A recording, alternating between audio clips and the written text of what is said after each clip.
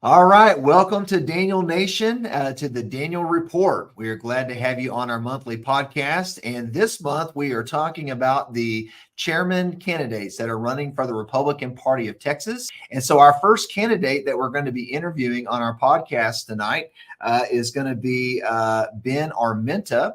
And so, Ben, it's really great to have you on the show. Glad to have you with us. Tell us a little bit about yourself and what made you decide to want to run for the Republican Party of Texas. Well, Brandon, thank you so much for having me here. And, I want to give a shout out to all the Daniel Nation followers and listeners and whatnot out there. The Republican Party of Texas, I believe, is truly the institution that can vanquish the Democrats from the state of Texas. And so, I grew up in Round Rock. I went to A&M, met my wife, Christy, there. Whoop. I've lived in the greater Houston area now for about 25 years and been in business. And I've been working in Republican politics for a while, working to help candidates. I serve on the board of Hispanic Republicans of Texas, doing community outreach all over Southeast Texas, candidate identification.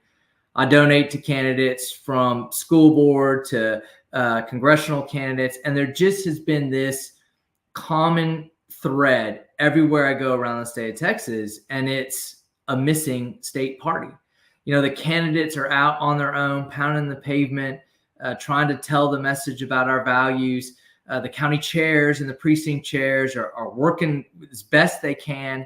And there's just a lack of resources, a lack of attention, a lack of focus and discipline and strategy coming from the state party. The state chairman role, it's not a policy making role. It's an operations role. It needs a CEO. It needs somebody who's run companies and understands systems and processes and building a team. So I announced back in February because that type of leadership is missing. And I believe that now really is the time to get the Republican Party on the right track and to do some generational shifts towards stronger conservatism here in Texas, and the Republican Party needs to be championing that. Absolutely. So you mentioned some areas that you'd like to improve in the party to make operations better and to help our candidates obviously get elected. That's what we want, are Republican leaders in Texas. So what do you feel right now is the number one issue facing our state? Well, I'm going to give you two answers. One is the number one need, and the other one is the number one issue. So the number one need is dollars. We need to raise a ton of money. There's a lot of opportunities around election integrity, around get out the vote, around identifying and registering more candidates. There's a lot of needs around legislative priorities. There's a lot of needs around building our grassroots machine. We can't do any of that without money. We ended last calendar year with $300,000 in the general fund. People like to say, no, we've got well over $1 million. We don't. Those are pass-through accounts that are legal, but those are pass-through accounts that are federal dollars earmarked for our federal candidates. Those aren't operation dollars. We have 4 paid staffers, all of whom are multiple, hatted individuals doing multiple jobs. We desperately need money in order to secure our elections and win in November. But the greatest need and the greatest challenge that we face ultimately are the Democrats.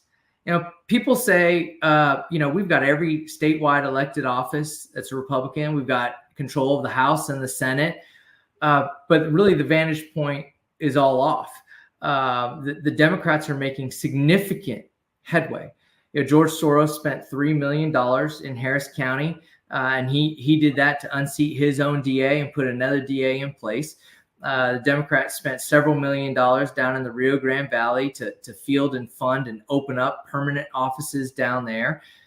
Last time I checked, billionaires didn't become billionaires by throwing away their money.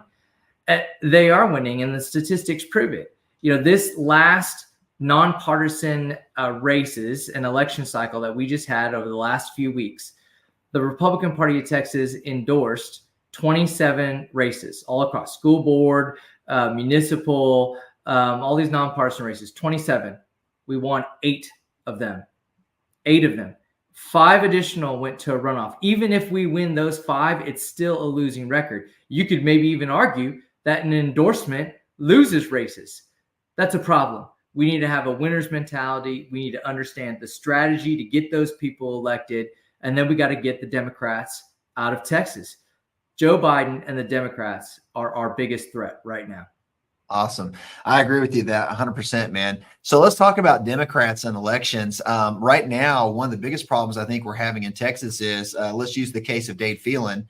We had Democrats coming over to vote in the Republican primary, which is the only reason why he even came in second place on election night. And he's going to have those same Democrats plus more coming back on May the 28th for the runoff. What is your position on closing the primary to keep the Democrats from basically sandbagging our more conservative candidates? Yeah, I announced in February, and in my announcement and press release, I said that we need to close our primaries. There's no business for Democrats to be meddling in our elections. But I want the entire state of Texas to start to think of things more like a business person and not, a hammer looking for a nail. We really have 2 competing priorities that are happening right now. One is making sure that Republicans choose our nominee through the primary process.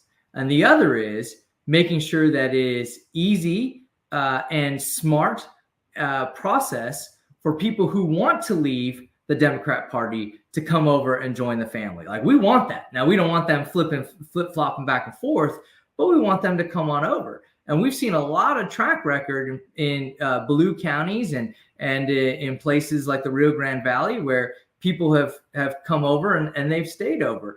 So I'm a proponent of using the legislative process. When we close our primaries through the legislative process, a lot of good things happen. Number one, you include a very public, open process for people to do research, to debate, to highlight and refine the legislation. Number 2, it's in our election code. Number 3, when it gets challenged legally, because it will get challenged legally, we can use the full weight and might of General Paxton and the Attorney General's office to defend it. If we just do it through the rules process, then we run the risk of county chairs and local election administrators and dozens of lawsuits all across the state of Texas. If we're going to close our primaries, I want it to be done right, and I want it to stick. Yeah, awesome. Okay, appreciate you sharing your thoughts on that. So let's talk about supporting our Republican candidates. Here in Collin County where I live, a lot of times voters don't really know who what we'll call them the real Republicans are in the race, or the more conservative Republicans. Sometimes, they're actually closet Democrats running as Republicans. And in Collin County, we have a practice here of not endorsing one Republican over another because that's in our party rules. So what is your view on helping the voters to understand who the stronger Republicans are in these local races, especially where they don't have an R next to their name on the ballot? How do we help voters identify real Republicans in our races? I do think accountability is critical. I also, though, believe that it's not the role of the state chairman to pick local winners and losers. Like it's the role of the local coalitions, the grassroots, and the voters ultimately to figure out who's best to represent them. That said, I believe that you have to earn the R by your name. Like that's a privilege to have the R by your name when you're on the ballot. Just because you pay your filing fee doesn't mean that you really are a Republican. And I don't like, and nobody really likes, I've gone all over the state of Texas, nobody really likes this, rhino hunting mentality that's occurring. So what we need to do is we need to bring the vetting and qualifying to the front of the process. So I'm in favor of working with our legislature, changing our election code, and putting more teeth in place around the filing role. So, there was a gentleman who's in a runoff in Jefferson County for the sheriff's position, and the very first Republican primary he ever voted in was this one right now that happened in March. Like, that's not acceptable. That's not a track record of being a Republican. So we need the state party to be able to give more authority and autonomy at a local level, at a district level, and at a county level for those leaders to be able to say, no, you don't yet have the track record of being a Republican. You haven't walked the walk. You're just talking the talk. Additionally, now there's a rule in our bylaws called Rule 44, which is a censorship rule. I believe that when you get censured, that you should not be allowed. You should be disqualified at that point for filing in the next election as a Republican. You have to earn that R back. So, I think there's multiple tools and multiple ways that we can, protect our party platform. We can protect our principles, and we can ensure that people can trust the individuals that are on the ballot that have an R by their name. Yeah, appreciate your views on that. So let's talk about what the Democrats are doing. We're seeing this with Act Blue right now. The National Democratic Party is actually trickling funds down to the local level. They're trying to flip school boards, and they're trying to get the most liberal Democrats on our school boards, obviously, because they've got an agenda there. But, they support their local candidates with trickle down funds. I know we don't really do that in the Republican Party, but what are some things that we can do to support our local school board and city council candidates? No, we need to do that. We need to do that. We need to we shouldn't be endorsing at T-minus 2 weeks to the election. That's way too late. The candidates can't even fundraise on the back of that endorsement when it's at that point in time. But we do need to take dollars and put them behind those endorsements.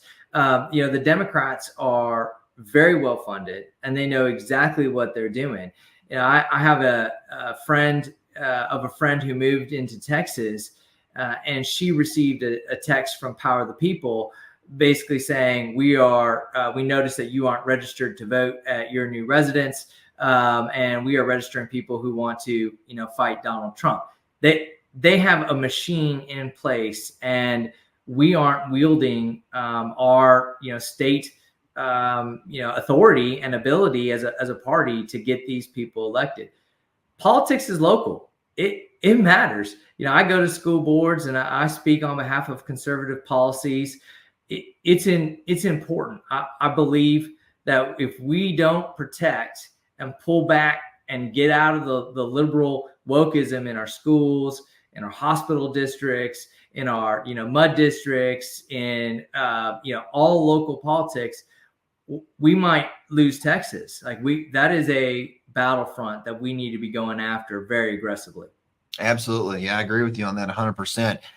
So we got our state convention coming up next week. Let's talk about legislative priorities. We always produce about 10 priorities that we want to see passed in the next session. What are your top 3 legislative priorities that you would like to see come out of state convention? Look, legislative priorities is very important. It's very important because it gives us a blueprint going into the next legislative session. I'll highlight to everybody that I think the process currently, again, as a businessman, it's broken. 3 weeks ago, our Lieutenant Governor, Dan Patrick, already made his call to the senators on what he wants them to be researching, meeting on, and working towards. A week and a half ago, Speaker Phelan did the same thing in the House. They are already moving without the input of the grassroots and the RPT. We're still a week and a half out from meeting at convention. So we got to fix that process. We got to get the collaboration, and we got to be working shoulder to shoulder with our elected officials to work these priorities and get things in the right sort of order of operations here. But we will lose elections if we don't secure our border. And people say, well, we got to do border security. Well, what does that really mean? I got one very important initiative. We already have declared an invasion. Our Governor Abbott declared an invasion at the border, using our Texas Constitution, which he rightfully did. But I am tired of shipping illegals to other states. We got everybody's attention. It's fine. We need to start deporting those. If we detain them, we deport. So we need legislation that is a Texas detention and a Texas deportation. When it comes to election integrity, we need to fix a lot of things. And I am super tired of the bureaucrats running the show around here. I believe that the Secretary of State should be an elected position. And nothing personal on Secretary Nelson, but I think we need to return more power back to the voters and back to the people. And the individual who's a steward and a shepherd of the election code and overseeing elections should be an elected individual. Because if they botch it, if they ruin it, if they don't provide the resources, then we've got to get them out. And thirdly, I believe that as Texans, we have taken the pedal off the metal as it relates to life. I think people look at the pro-life movement and say, well, we achieved it. We had the Dobbs decision, we have the heartbeat bill, but there's a movement to water down our principles and to water down our priorities. And I think we need to continue to have pro-life legislation move through that continues to protect life from conception all the way through natural death. And I'm endorsed by Texas Right to Life. I'm proud of that endorsement, and it's something I'm going to continue to advocate for. Awesome. Well, thanks for sharing your 3 priorities with us. Let's talk about an issue that's kind of a hot topic right now. This was on last month's podcast, and we also did an in-person meeting about school choice recently with Cynthia Dunbar, who is a constitutional attorney. And, Greg Abbott obviously did not get vouchers passed in the special session or the regular session last year. Vouchers is really all that we've been talking about when it comes to school choice. Cynthia Dunbar presented an option for doing an exemption plan where you get basically a property tax exemption if you are, have school age kids. What is your view on school choice, for it or against it? And what do you feel is the best way to accomplish it? Well, I'll try not to bury the lead here. That is the only true Texas conservative solution right there. What you just restated about your interview with her. So I believe that a high percentage of Texans truly want students who are stuck in low performing schools to have alternatives. I truly believe that nobody wants a kid in Texas to receive a bad education, for sure. But it's really all about how do we do that in a way that protects students and families who are pursuing things like homeschool, private education. We need anytime the government is giving out money, there are always strings attached. And I get it. I know that the voucher, proponents, they like to say, no, we'll come with a way so there's no strings. There is no example ever in the history of government where they have provided something to the people without strings attached. I mean, it's a welfare system. We don't want that. We need to give people options. We also need to decouple this debate around public school funding and school choice.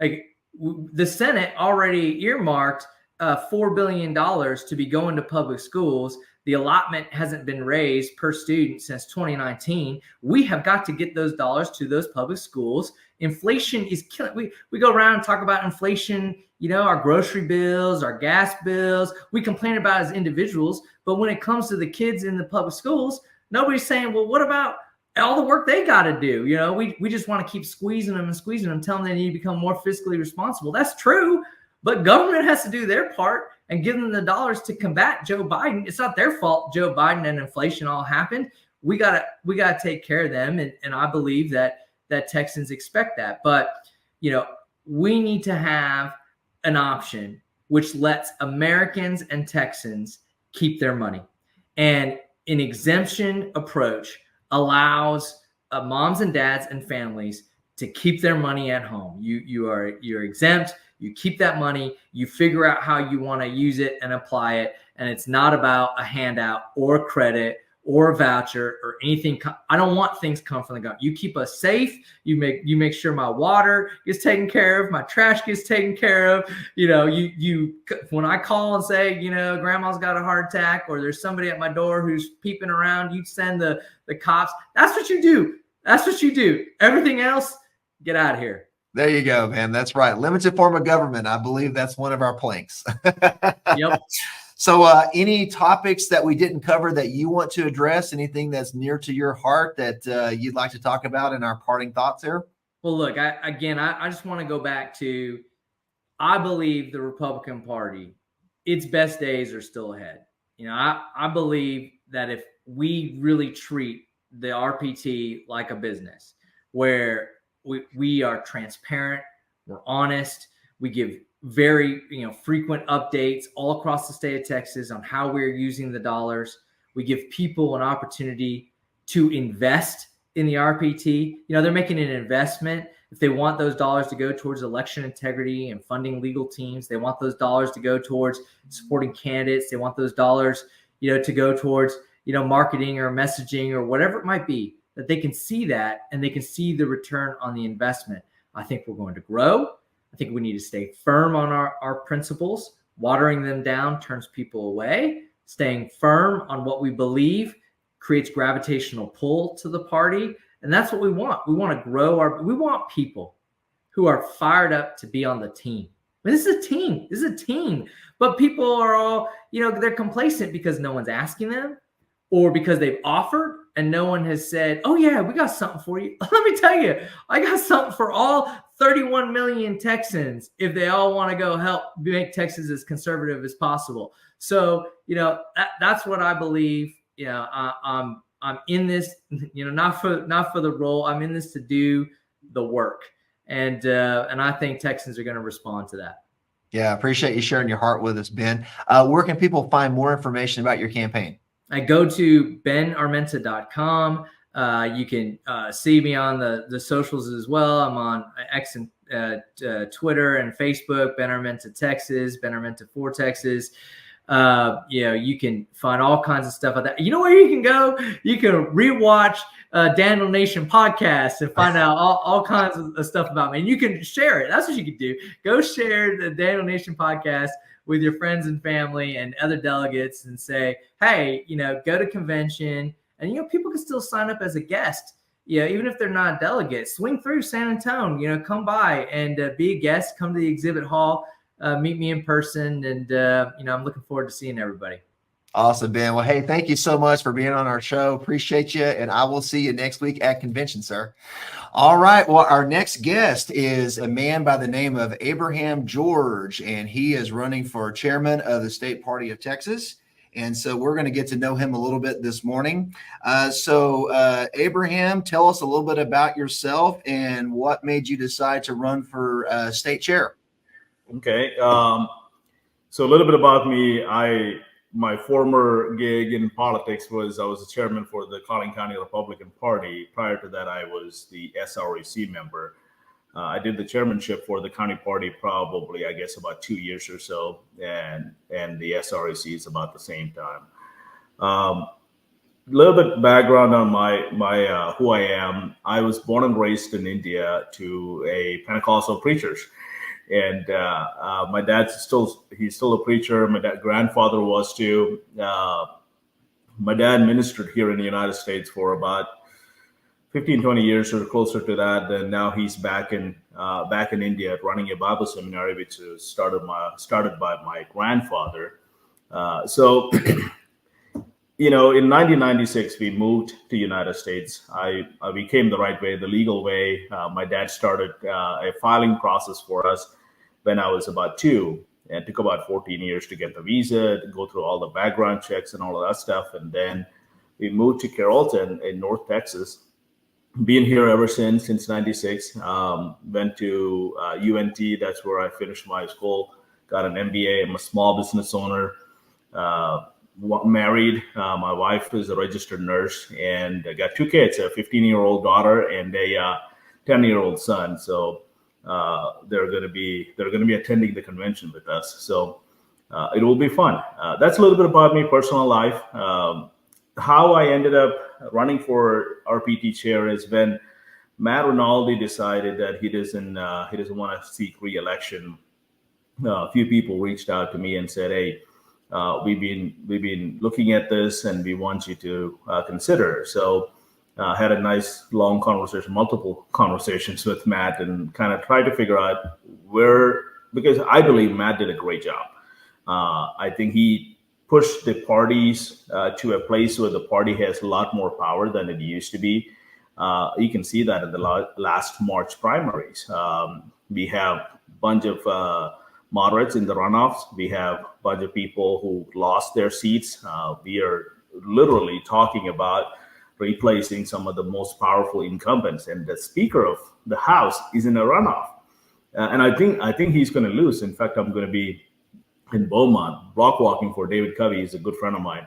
So it's a party is getting stronger in Texas, and now there is a pushback. The change of the party's direction must be changed to where we are back into the cheerleading squad for the elected officials, not for the grassroots. We should be advocates for the grassroots, and that pushback is where the difference between Matt Rinaldi and other candidates and my candidacy versus other candidates come to. So I decided that I'm going to do this at least for a term. Then the goal is to move our priorities forward, move our principles forward, because we're in a battle. We can't take this easy anymore. So that kind of made the decision for me. And we're going to be, this is going to be an interesting race. 5 of us are running. So good people too. I mean, every one of them, I've got to know all of them over the last month and a half, because we see each other almost daily now at some event. Yeah. Awesome, man. Well, we want to say thank you for stepping up to run. I know that's not an easy job to do. And if you get elected, you will certainly earn your keep. That's for sure. So I appreciate you having the boldness to step up and do this job. So let's see. What are some areas that you would like to improve in the Republican Party? There's there's 2 different lanes, right? So one is, how does the party's apparatus is going to help grassroots? And I think we got to go to a place where we got to look at, okay, what is our end goal? Our end goal is to get conservative Republicans elected. Today, the party is getting better at this, but not extremely strong. We're not that strong, because we are looking at, if a precinct chair wants to have a clean, clear data for their precinct, we currently don't have an exact, precise database for that. RNC has something, and that's for the GOP data center. We all have access to it. The data is not that exactly, all that great. We've experienced that when we block walk. So that's one major thing that I want to look at. The apparatus side wise, I believe the Texas GOP should have a database that's available to all precinct chairs and grassroots members at all time, not just the election cycle, because elections are happening all the time. The other major thing I wanted to talk about is fundraising. We do have a good fundraising arm for Texas GOP. Matt was on Luke Macias' show, I think it was yesterday or day before, and talked about fundraising and why the moderates is going to just cry that, hey, Matt's not fundraising. It's a great show, 40 minutes or so. And we do have to have money. We gotta be able to fundraise. I was able to do that as a Collin County GOP chair. I was probably the only chairman in Collin County, or probably anywhere, that told an elected officials, I don't need your money. We're not taking your money, especially when you take this kind of stand in Texas House. I don't need you to give me $2,500 for a Lincoln Day dinner so you can have some hold on me, that you act like I owe you something while you're giving money to and getting all the credits.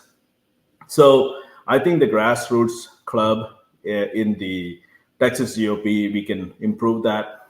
My goal is to have only 50% of the money coming from major donors.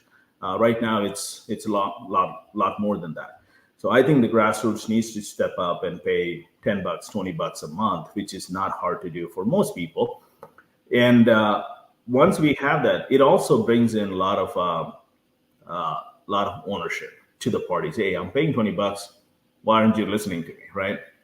The grassroots is the one that needs to control the party. We cannot have the elected officials control the party. That's a major issue for us. That's a couple of things on party apparatus, and I think we should have regional offices, especially during the election cycles, which we have every year now. So having like Collin County, we can probably ask. I don't know if the county party will allow us. Ask the Collin County GOP's office to be used during certain times and things like that. Maybe we can do that with the Dallas County. Many areas have good GOP headquarters. We can partner with the county party. Some of the areas we're going to have to take our own leases. So it's just making it accessible for the regular people who wants to be involved. So, having a management software for volunteer gigs and events and things like that. So there's an apparatus that we got to build. The second part of it is to take the party to a place where the party is stronger than ever before, that we are talking about our priorities. About 9,000 people are going to show up in a few days and put 10, I don't know how many priorities they're going to have this time, but they're going to put that together. And our elected officials are already talking about their own priorities. We haven't done our work yet. And next session, we have some elected officials already saying, hey, Republican caucus, House caucus is putting our priorities together. I said, where are you getting these priorities from? It's not coming from the grassroots. You're getting it from either other elected officials or from special interest or lobbyists or someone. And so I think we need to go to that place where the GOP priorities are the number one priority for every elected official in the state of Texas. So that's a major issue for us. I think we're going to get there with the new conservative legislators coming on board. We're going to have a brand new speaker who is actually going to listen to us. We have a lot of hope. So that's the idea. I want to take the party to a next level where the party is stronger than ever before. Awesome. Thank you for sharing your vision. I really appreciate that. So let's kind of segue now into legislative priorities, because you kind of touched on that. What do you think is the number one issue we're facing in Texas right now? And what 3 legislative priorities would you like to see come out of the state convention? So I think the number one is our election issue. We got a black box in state now, and where we actually choose, let's say, for Brandon Burden for whatever you're running. And the county says, no, the other guy won. We can only audit so much of it because, one, it's the machine audits itself to only through the barcode, and we have no idea what the software behind it is. And then there are laws that are prohibiting us from auditing right away. So election is a major issue for us, and we see this all over our nation. So we've got to figure out a way to get that cleaned up. And if the machine vendors like ES&S or Dominion or whoever we're using are not going to play ball, we can always go back to paper ballot. There is a heavy push from regular people that they don't trust the machines now, that they would rather take extra time to do a paper ballot so they can actually trust the election process. So I think the Republican Party should be leading in that. So that's a major issue for us. The second issue is closing the border. If we don't close the border, secure our elections, we really don't have a nation anymore. Those are 2 major issues for us. Closing the border shouldn't be this hard, but it's been a battle for 4 years. And, our government here, state government blames Biden blames the state government and the other Republican. And there's about 20,000 people coming over every day. So it's crazy. It's like a lot of people are making money or something out of this. And, Democrats want to import their future Democrats, and Republicans are probably making some money out of cheap labor. So whatever it is, we're having a hard time closing the border.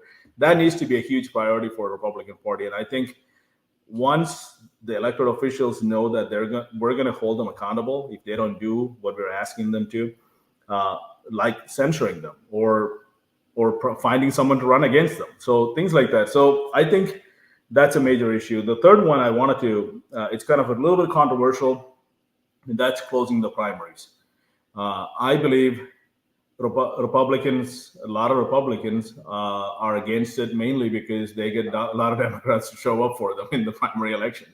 And we've got Dave Phelan is case in point. Exactly, 7,000, I think, something like that. Yeah. So, the conservatives are not electing our conservative so-called legislators. That's why we don't get conservative representation, because the Democrats are coming and finding the most moderate person and choosing them to be our nominee. Then Collin County had something similar to that. Last primary, a bunch of people got text message saying, "Hey, if you're a Democrat, if you're a fellow Democrat, if you're going to support someone in Republican primary, here is our suggestion." So something like that. So the Democrats are not hiding this anymore. We got to close our primaries. That's a major issue for us. Yeah. Yeah, totally agree. And since we're kind of talking about legislative issues, one of the most recent podcasts I've had is on school choice with Cynthia Dunbar, presenting her option for a tax exemption. I would like to, since this is really a hot topic right now for me, I would like to get your viewpoint. What is your view on school choice? I believe school choice needs to be a priority for us, and it needs to happen. I got 2 kids in public school. In fact, we're pulling them most likely at the end of this year. This is probably the last year they're going to public schools. We haven't quite figured out how to do the homeschooling part yet. The more you learn about it, it's like, oh God, there's a lot of work to be done. So, yeah, I homeschool 4 kids, so yes, it is a lot of work. Right, exactly. So we're looking at every option, and so the school choice it's about free market. I'm a free market guy. I believe in that. Public schools versus private schools or homeschool, it's still not really a school choice, because public schools still have an option to pass bonds. Private schools cannot do that. School choice, mom and dad cannot do that.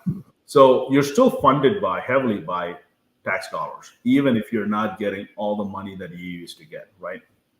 So there are so many loopholes in the public school system that they can use to raise 10 times more than what a parent will get, like $8,000, whatever it is.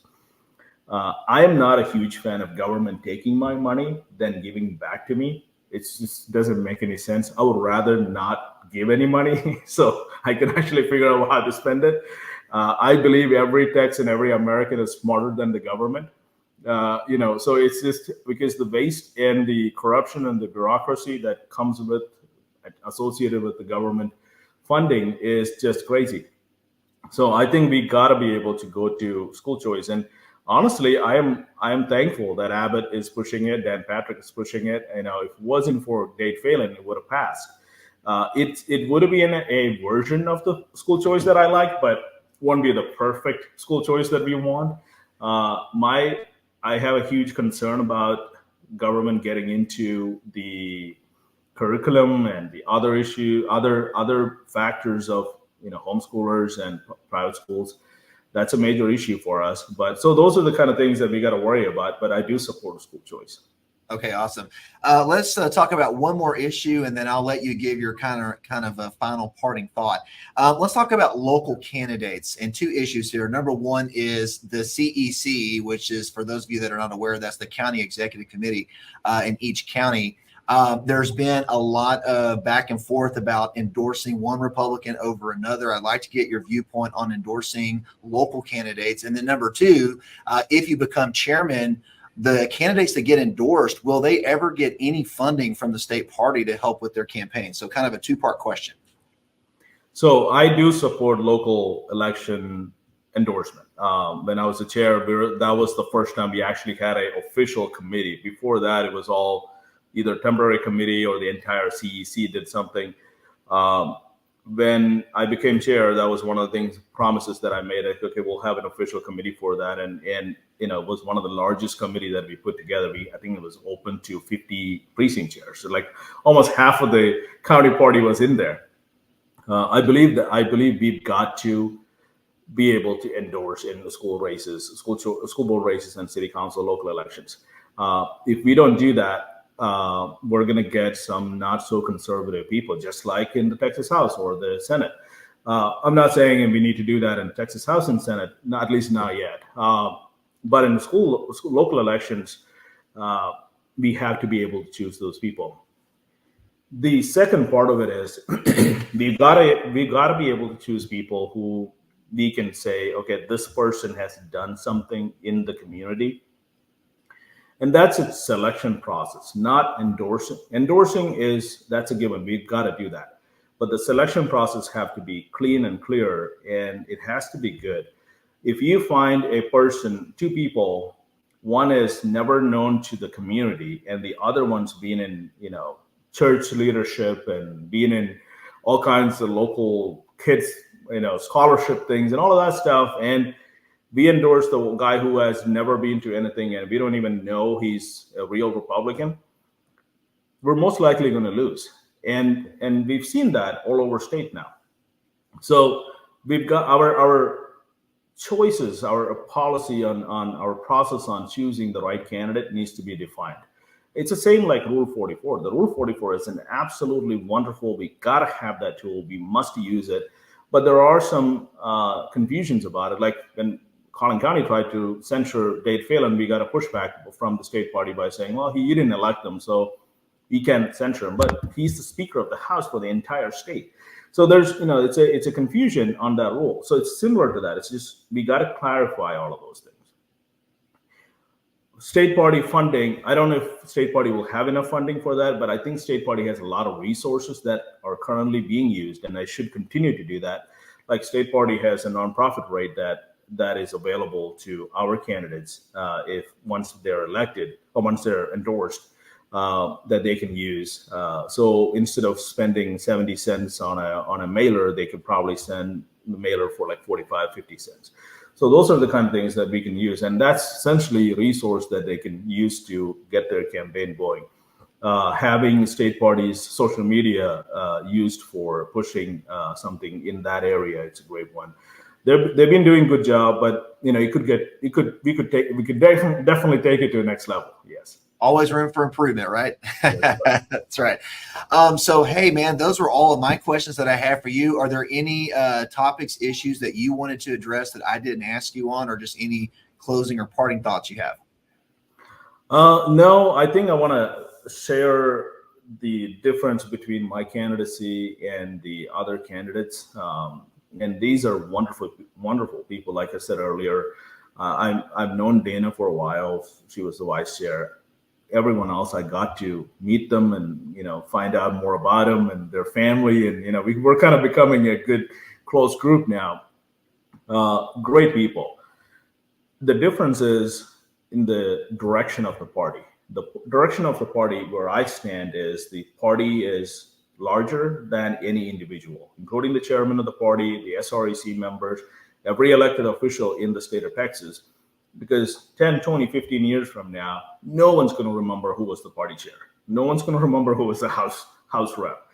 But they will reap the benefit of the party standing for the right things. And that's what we got to do. We are doing it for our children, for our grandchildren. And that knowing that the party should be taking strong, bold stand on everything. And the others, many of them want to take the party to a place where it's more ceremonial. We'll have a gala. We're going to give out some awards. Sorry. That's what they wanted to do. And sorry. I wanted to take the party to a place where party's going to have like strong policy decisions. People will say, well, you're not a legislator, but you look at the previous years, and the party's always been very influential in legislative priorities. This last 15 years or so is when we get all of these pushbacks saying, no, don't touch that's our job. Not really. You got elected through us. It's our brand. We own Republican Party name. You don't like it, run as a Democrat, run as an independent. When you use the Republican Party's name, you have an obligation to the Republican Party and its principles. So that's where I stand on all of those things. And that's the difference between my candidacy and many other candidacies are there. So I'm really thankful you're doing this, and I really appreciate it. And all the hard work you do I got to give you a shout out on this because from Collin County, I don't think anyone's gone to Austin as much as you have, and taken so many hundreds of thousands of people from here to starting from then Democrat chairs. I remember the T-shirts and all of that stuff. Jill Glover, and it's just wonderful work you're doing, and I really appreciate that. And I think I told you this. I've read your book, and it's great. There are a lot of things in there that I didn't know about you, so I appreciate that. Well, I appreciate you coming on, Abraham. And from one PK to another, man, I just appreciate Christians especially stepping up to get into civil government. And that's what it's going to take to really turn the country, I think, is more Christians getting involved. So I appreciate your time today, and wish you the very best with the election. And I will see you at state convention soon. All right. My next guest is Weston Martinez. Weston, glad to have you on the call today. Why don't you tell our viewers a little bit about yourself, a little background, and what made you want to run for the RPT chair? Well, thanks for having me. I'm from San Antonio, and I've been married 25 years this year. My wife and I have 5 children, 3 boys, 2 girls, and we're very blessed to have great children. If you didn't get my Mother's Day message that we texted out, go to my YouTube channel. And we had my wife speak at church this last week as part of the Sunday service, and pray a blessing over all the moms. And it's just man, what a great time to be alive, to watch what's happening in our society. But being from San Antonio, worked on fighting to secure the Alamo when they were trying to tear down the cenotaph and stuff like that a few years back. Been involved in all of the major political conflicts you've seen for the last 20 years. Was in the regulated telecom industry, oil and gas, land development. Brandon, you'll get a kick out of this. I'm a PK without a record. I'm sure you are as well. Yeah, I am. It's being a preacher's kid without a record is a good thing. I'm also an ordained pastor, even though I've been involved in a lot of political work. We need more pastors to be involved in politics, and we need Christians as a whole to, realize that this is something that we need to be involved in. And so in that vein, I ran for city council a long time ago here in San Antonio, just to try to stop the liberalism that I'd seen growing up, and that I'd seen taking place, and got involved. Had always been a lifelong Republican, served as precinct chair, state Republican executive committee member, and been involved. I was appointed to be a statewide real estate commissioner that I held that position for 7 years, and in the process of that, saw how the lobbyists were doing work, and actually got involved in voter fraud way back then, because a Democrat brought me a stack of absentee ballots that had the same return address, and it was to a cemetery on the south side of San Antonio. You can look it up. There's a bunch of news stories. And I created the legislation that made voter fraud a felony in Texas, and another bill that made human trafficking a death penalty eligible offense. And I was working against the liberal Speaker of the House, my state representative at the time, Joe Strauss. And both those bills got through the Senate and got through the mysterious calendars committee at the session, and got into committee, read once, read twice. And I thought, oh my goodness, this is going to happen. And both those things died on the last reading in the House floor. And that's whenever I realized, it's not Republicans and Democrats, it's patriots and traitors. And so in the process of that, got involved, worked with Project Veritas to get the woman arrested that made national news for voter fraud here in San Antonio, and have been working on election integrity issues ever since, along with securing the border. And that's why, I'm the only person talking about getting rid of the machines, actually calling for the Secretary of State, where actually Bob Hall and I did a video just a couple of days ago. You can find that on the YouTube channel, and where we're actually talking about how the Secretary of State can eliminate all of the countywide voting by eliminating the waiver. Well, if you hadn't been in the fight of voter fraud for all these years, you wouldn't know that. By the way, there's 29 other waivers that the Secretary of State, that we're going to call on them to eliminate, that will increase the integrity of the ballot. And so being in that vein, working on those issues, having a strong business background and a strong political background that is all melted in a biblical worldview and a constitutional worldview, really has blessed me to serve at this time, at this juncture, because we're at the 250-year mark of a nation and a country. And we all know that history tells us that's when most societies fail. And we are absolutely at war. The other folks, they think it's just Chamber of Commerce kind of weather. But I know that we're at war, and I know that it's time for Christians to unite and go back and possess the land that we've allowed to be run over by the enemy. And that's what I intend to do as chairman of the Republican Party of Texas. Awesome. Thank you for sharing a little bit about yourself and your background there. So if elected chairman, what are some areas that you want to improve or do differently with the Republican Party? Well, with the Republican Party, I was on the SRAC with myself and Steve Munisteri and other people whenever we had just gone through a really tough time as the party, and we worked really hard to unify everybody to move forward in a common threat towards the enemy instead of towards each other. And so, going into November to make sure we elect Donald Trump as president, and make sure we get other conservatives like Ted Cruz on to win in November, we need to unify. But if we don't secure the elections, then we won't breed that confidence back into the actual process that we need to do. And so I will tell you, with the party, number one, we should quit renting a building. The Republican Party of Texas rents its real estate in downtown Austin to the tune of almost $300,000 per year that our current leadership has continued to pervase. And if we own our own building, we can generate revenue through the additional leasing space that we would have, and have conference space and all that kind of stuff, so we could train and equip the precinct chairs and the county chairs and fund operations around the state.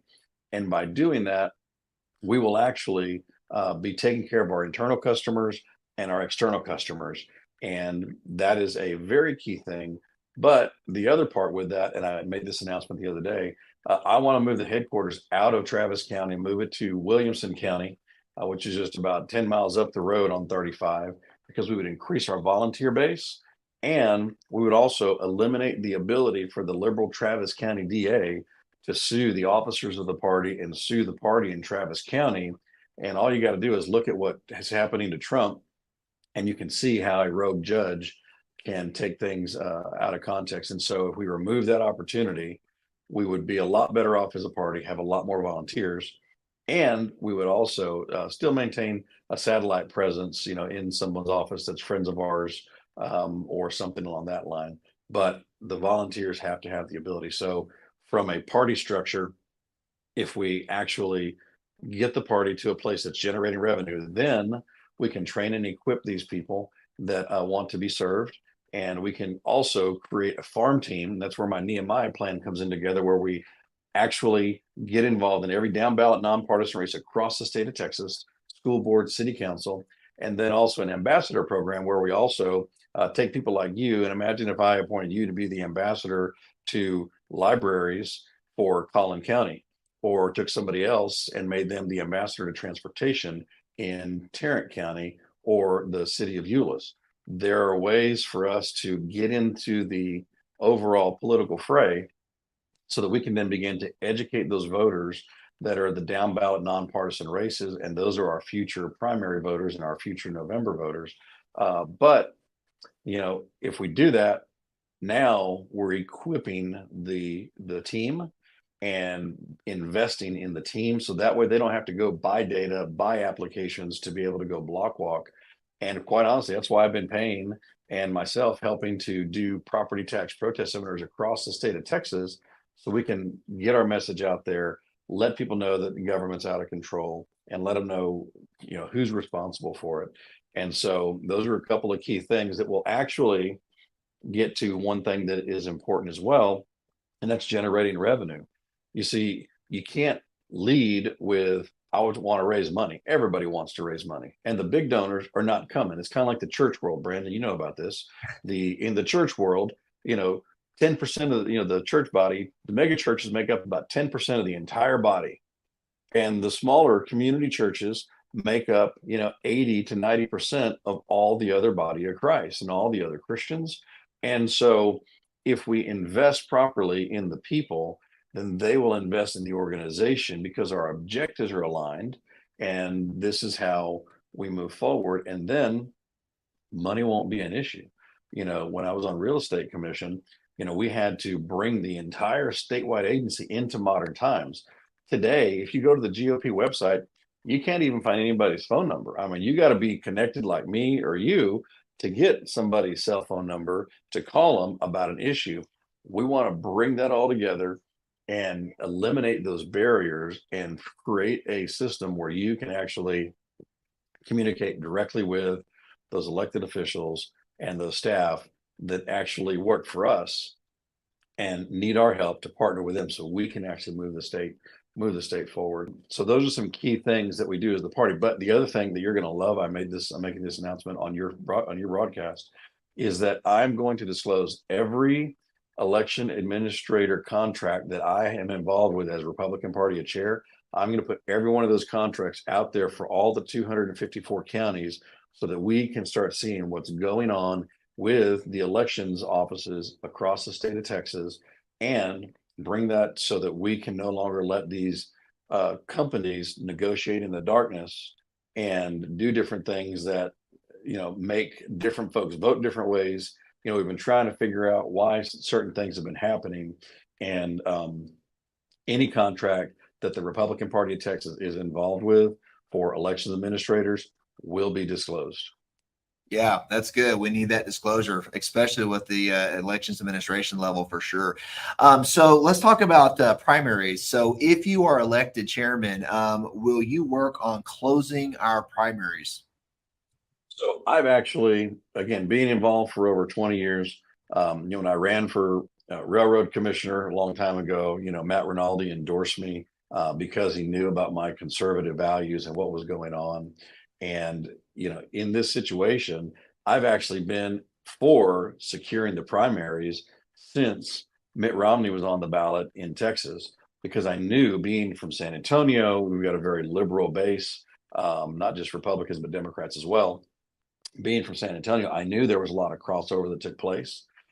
And I have been wanting to close primaries since then. Also, whenever we eliminated straight ticket voting in Texas, I was also telling people, hey, if we're going to eliminate straight ticket voting, then we need to close the primaries as well, because the down ballot candidates are the ones that can get torpedoed the easiest when you don't have kind of that big move happening up there.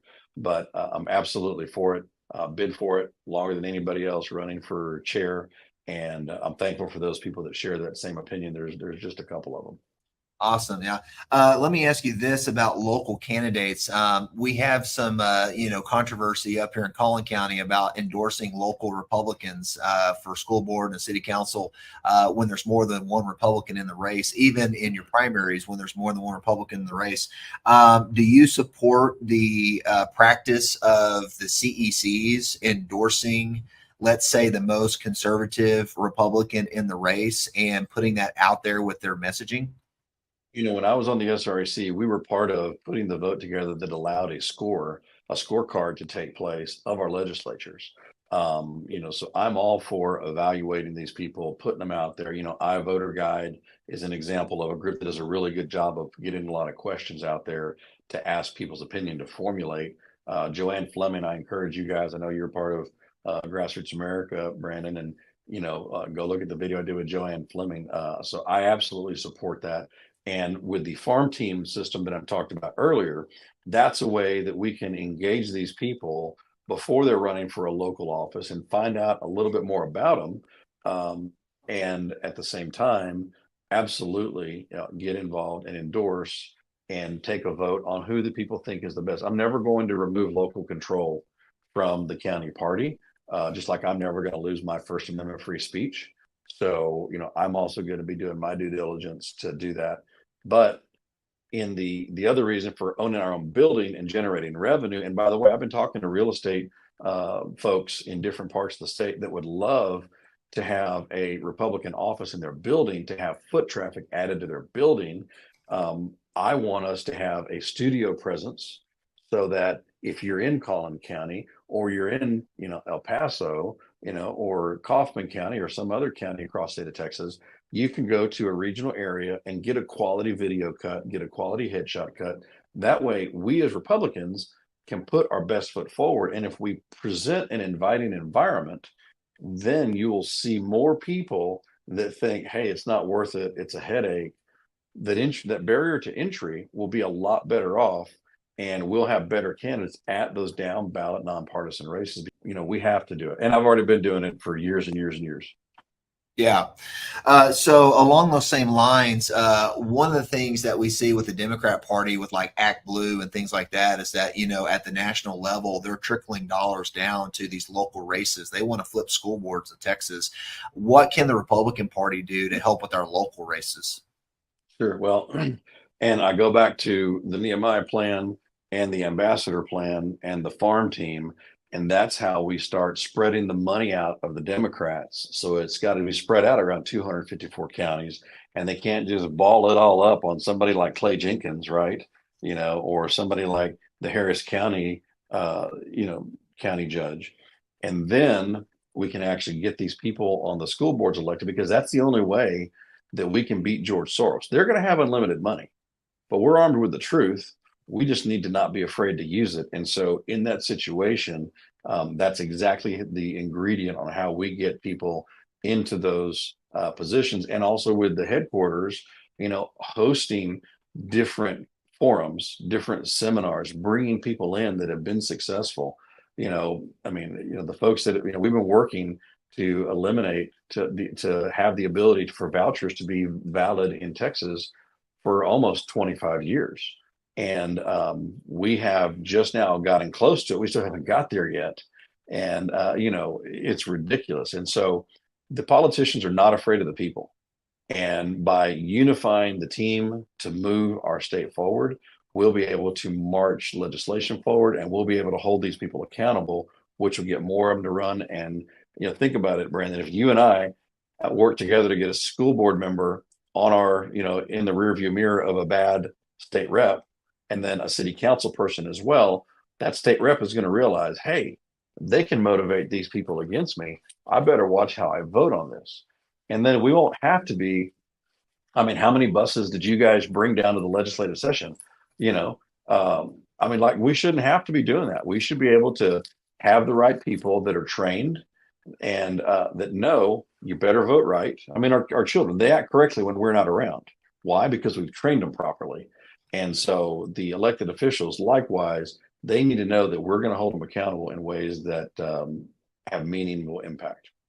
Yeah, that's great. So let's change gears here. Let's talk about, Dade Phelan and basically policing our own Republican lawmakers.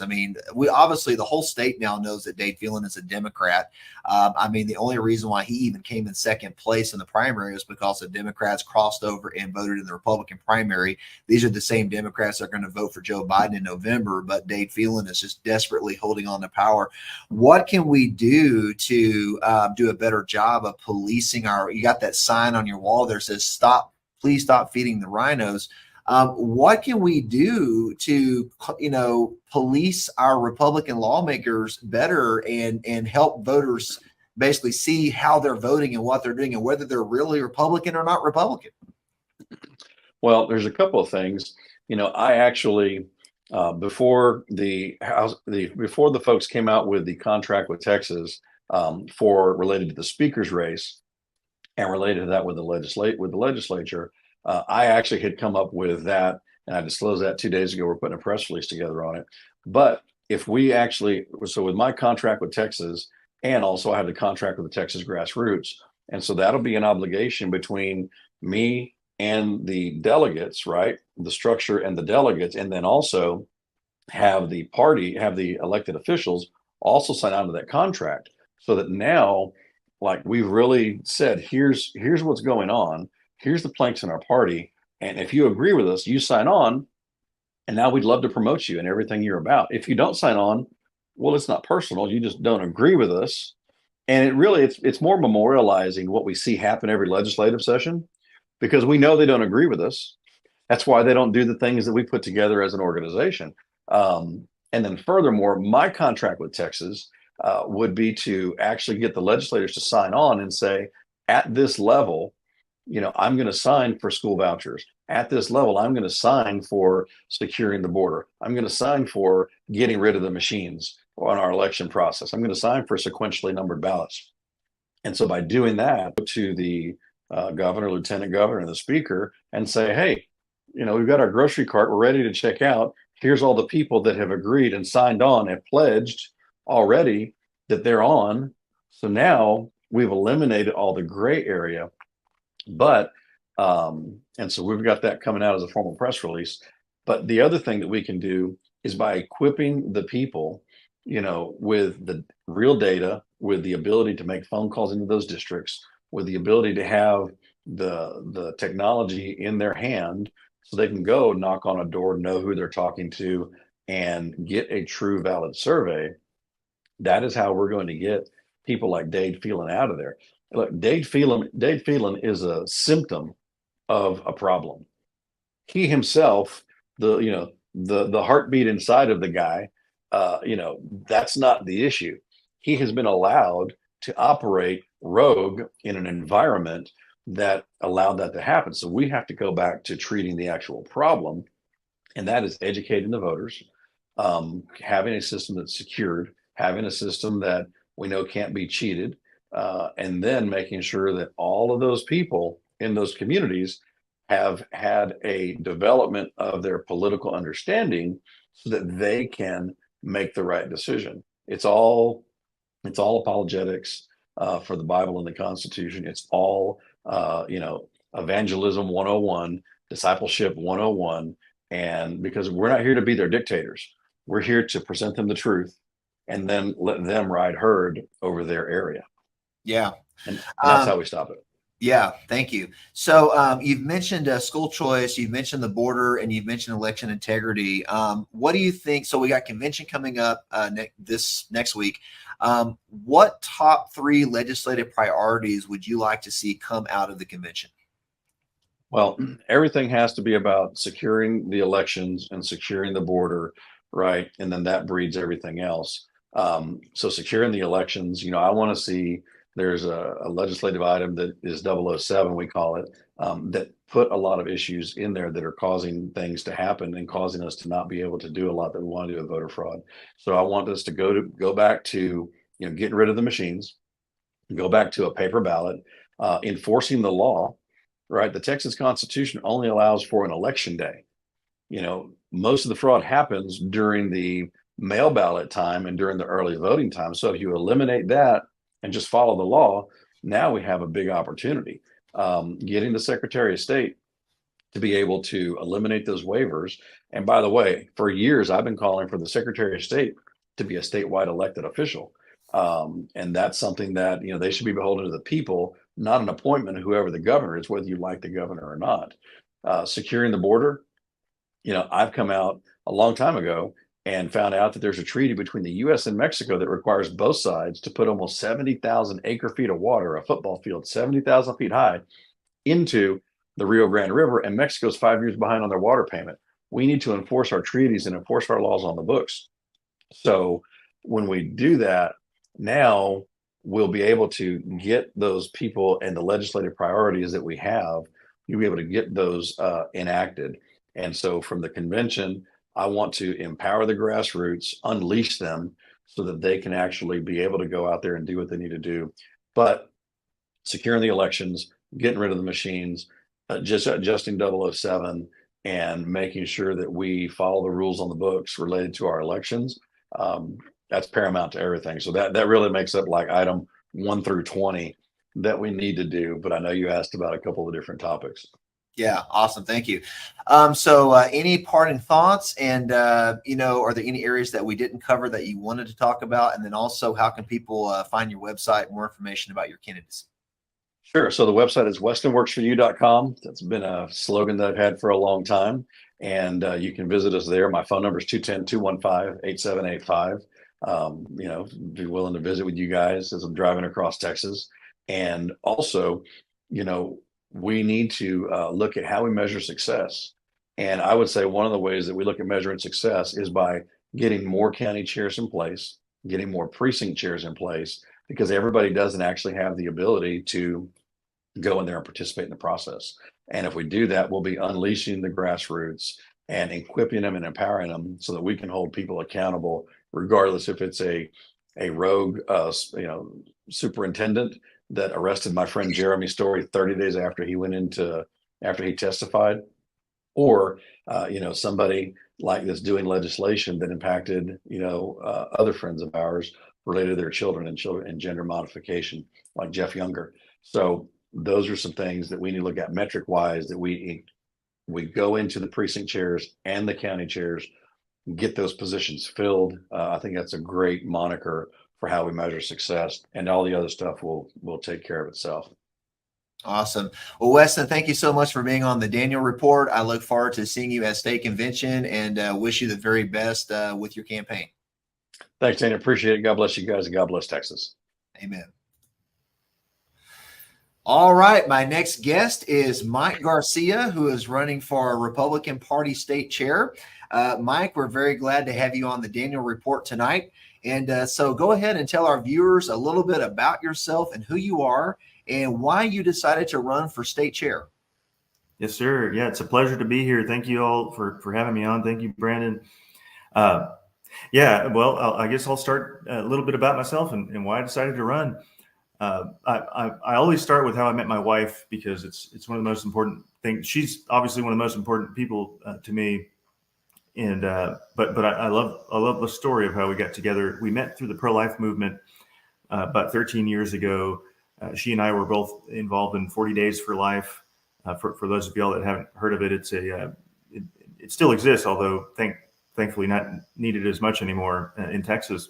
It's a group that allows folks to go pray outside of abortion clinics, and to the extent that people are coming in trying to get abortions, usually one of the females involved will go and try to reason with the woman who's trying to get in, and then the males will talk with the boyfriends and try to get them to see reason as well. So my wife, to her credit, saved a lot of babies when she was doing that.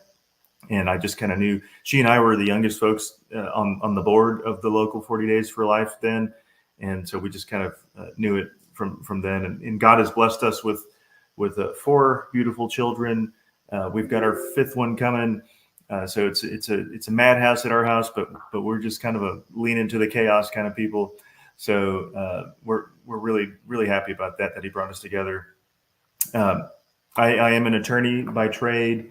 I was inspired by the founding fathers growing up, not just the U.S. founding fathers, but the Texas founding fathers. A lot of them were attorneys. A lot of people don't know that William Travis, right, defender of the Alamo, Colonel Travis, he was an attorney by trade. And so I've been able to do a lot of cool things with my law degree. I've been licensed for almost a decade. Right now I teach constitutional law over at Concordia University, a Christian school here in Austin.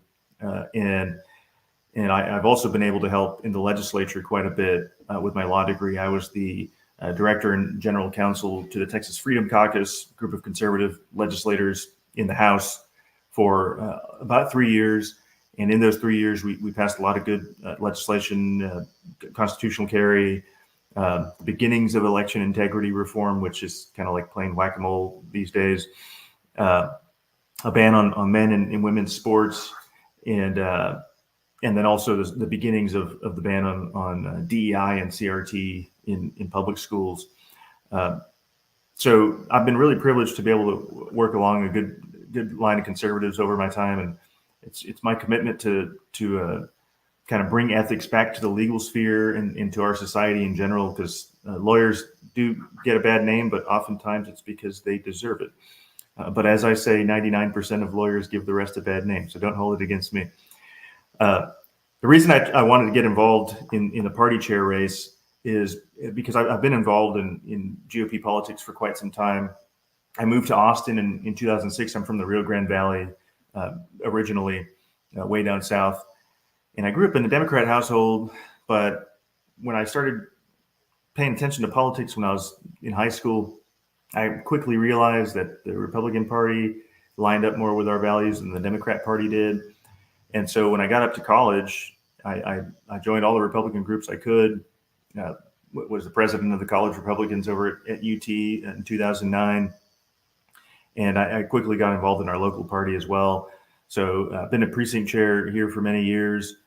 And to the extent that I've been able to participate in all that. I've been a congressional caucus chair at convention during our lovely Zoom convention we had in 2020.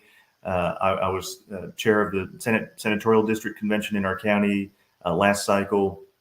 And most of the time I'm kind of held up because I had a legislative job for many years. And especially this past session, we had 4 special sessions in the impeachment trial. I was a general counsel to a conservative senator during the impeachment trial.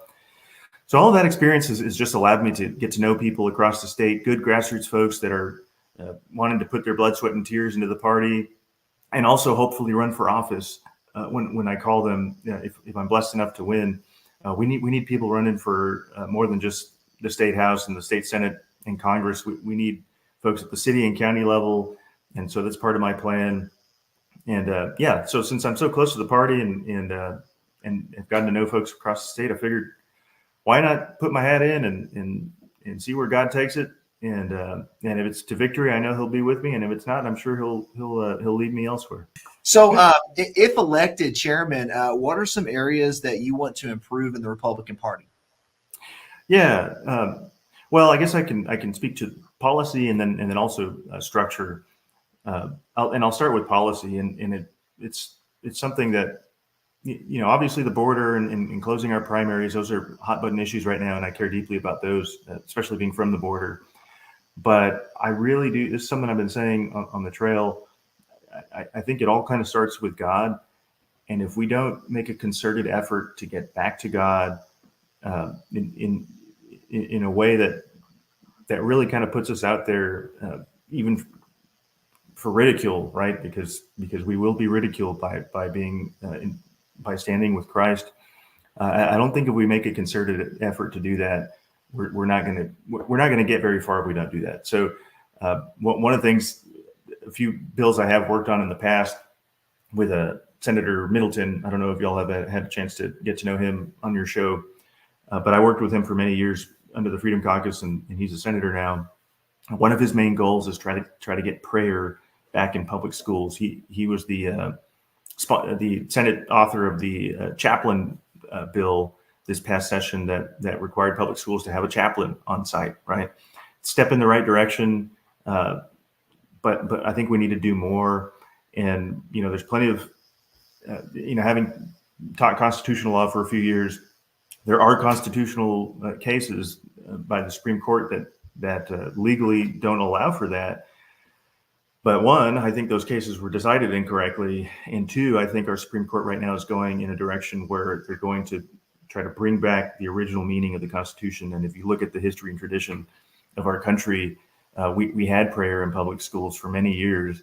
And when we took it out, you can almost correlate directly to that's when our nation started going into the decline that we're experiencing now. So that's really just the number one thing on my list. And I know policy-wise, some people would prefer that I say the border or elections or something. And again, I think all those are important, but I just don't think they're going to matter if we don't make a concerted effort to get back to embracing God in the public like we used to. Yeah. So that would be my number one priority. And then structure-wise, I think there's many different reasons. A lot of people are pointing to the Republican Party of Texas right now and they're saying, oh, well, the funding is dismal and staffing is dismal. I don't really agree with that take. There's a lot of different reasons why the Republican Party is unable to fundraise as prolifically as it did in the past. I think the primary reason is probably inflation. And I think a lot of folks aren't just able to open up their pocketbooks like they were. I certainly have not as much as I have in the past. Also because the kids kind of take up most of my paycheck. Right. It's all going to the kids, man. Right. But I just think that means we need to get a little bit more creative in the way we fundraise. One of the things I've been asking crowds as I've gone around the state talking to people is, raise your hand if you donate $250 to the Republican Party right now, and virtually nobody raises their hand. But if I say, okay, raise your hand if you donate $1, and then almost every hand goes up. And I say, okay, well, if every single voter in the 2020 general election, we had 5.3 million people vote for President Trump then. if every single voter committed to $1 a month, $12 a year, we could have $60 million in the bank. I think right now we're maybe a little bit under 2. So I just think we need to come up with more creative ways of reaching out to folks and making sure they have skin in the game, because even if you just have $1 in the game that you donated, you're much more likely to help Block Walk. You're much more likely to actually go out and vote, which is also what we really, really need in November, especially this November. So, and then that would allow us to kind of grow the team we need to have these satellite offices and the block walking teams that we can all share up and down the ballot, right? I think the main goal is to make sure President Trump gets elected with more votes than any presidential candidate's gotten in Texas in the past. But also Senator Cruz they're going to be coming at him pretty hard. And I think if we focus on those 2 races, all of the rest of the campaigns around the state can share resources. We can't be greedy at times like this. So let's talk about those local races. I mean, school board races are very important. City council races are important. One of the things that the Democrats are doing very well, I believe, through things like Act Blue, is they are trickling national dollars down to local school board races. And we're not really seeing that in the Republican Party. So what are some things that we can do as a party to help our local candidates get elected? Yeah. Well, that sharing of resources, like I said, is something that I think we really need to start doing. Oftentimes when I'm helping a campaign out, which I used to do a lot more when I was younger. Now I'm mostly in the policy world, but I'll still hear inklings of campaigns saying, this campaign got mad because we said X, Y, or Z, so now they're not helping us anymore. I think we need to remember, at the end of the day, this is not about us. This is about the policies we're trying to get through. And one of my favorite things to tell legislators, and they don't necessarily like to hear this sometimes, but it's good that they're reminded. I'll say, look, go down to the basement and look at all the different photos of the previous houses the previous legislatures that existed, and tell me if you recognize any one of those people down there. At the end of the day, we're all forgotten. And that's not something to be sad about, right? That's just a reality, and it should remind you that you should be doing things for the policy and not for yourself, because you might get a school named after you or something. So yeah, I think a big part is that we need to put our egos to the side, which is something that the Lord definitely encourages to do all throughout the Bible. Now, for actually getting folks on the ballot, I think is important as well. And I do think a lot of folks when they say I want to run for office, they think state representative or state senator or Congress. And those are very important offices, right? But I would argue that the lower, and we call them lower tier races, but I mean, I really think they're more important. Maybe they're not as public as congressional and legislative races or statewide races, right? But you have such a much bigger impact on your community and the state as a whole if you really consider it, right? This is how the Democrats, like you say, have taken over the school boards and the city councils, and even in some more conservative areas, the county commissioner's court. I was talking to a city council member the other day about the library advisory boards that nobody wants to. That's not even an office, right? That's an appointed position. He says all we get is liberals who apply, so we have no choice but to put them on the board. And I think if we had conservatives on those boards, we wouldn't be seeing a lot of the problems that we have in libraries right now, which I'm sure you and your audience are aware about. Oh yeah. I think it's just a matter. I've been working with a gentleman named Charles Blaine out of Houston, who's been gracious enough to endorse my campaign individually. So I'm not going to say his organization name, but Charles has been involved in the local races in local politics for a very long time. And he and I are trying to put together this idea for a database, kind of like our precinct chair database at the GOP, to say, all right, here are all the races, here are all the positions that can be filled in Texas. Here are the ones that are not filled by conservatives. Who can we get to fill those positions? And to my knowledge, that data hasn't been compiled anywhere. And I think that'd be a good step in making sure that we get folks on these for running for these positions. Yep. Yeah, that would be very helpful. Let's talk about policy positions a little bit here. Sure. So one of the big issues that we're seeing right now, especially with the Dade Phelan race, is we're seeing the Democrats crossing over and voting in the Republican primary. Yeah. In November, they're going to go vote for Joe Biden. Yep. And so what are your viewpoints on closing the primary and how we could best accomplish that in Texas? Are you in favor or against it? I'm definitely in favor of closing the primaries. It's something I think that we've been seeing more and more over the years. A long time ago, I talk about how the Democrat Party just 20 or 30 years ago was a lot more conservative than it is now, right? And there was almost, maybe with the exception of abortion, there really wasn't that big of a divide between the so-called social issues that we talk about. Now with their views on marriage or lack thereof, and then all of the other, going after kids, sexualizing kids, mutilating kids, it's very clear that that's what they want us to do now, and that is why they cross over and end up voting for more liberal Republicans, right? Which I just don't think we can have these days anymore. So I'm definitely in favor of closing those primaries. Being from the Rio Grande Valley, I've talked to some folks down there that are a little bit concerned because they think we're just going to drive folks away. If you've been looking at the Rio Grande Valley, they have been getting redder over time. Members of my own family that used to vote Democrat are voting Republican now. I understand those concerns, but I just don't think they are founded, because a lot of these folks that are coming over, I think the concern is that they're not going to be able to split their ticket, right? Because sometimes you do have to choose between the more conservative Democrat in some of these places because there is no Republican on the ballot. Well, you can still do that in the general election. We're not closing the general election. We're closing the Republican primary. We're just making sure that folks that are voting Republican are actually Republican. So I think we can be sensitive to it and draft the rule in such a way where it doesn't shut people out who are wanting to join the Republican Party sincerely. But I'm not too worried about that. I do think that we have to make sure that the rule itself is tightly written and not open to all sorts of interpretation, because that's where the litigation will come in.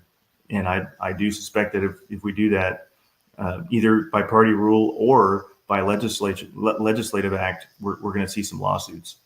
Yeah, definitely. So we've got our state convention coming up next week, and one of the things that we do every 2 years is set our legislative priorities, which gives us direction for the next session. Yep. What top three legislative priorities would you like to see come out of state convention? Yeah, this kind of speaks to one of your earlier questions, and again, I know some of the other candidates are talking about election integrity and border security. And again, I think all those are very important.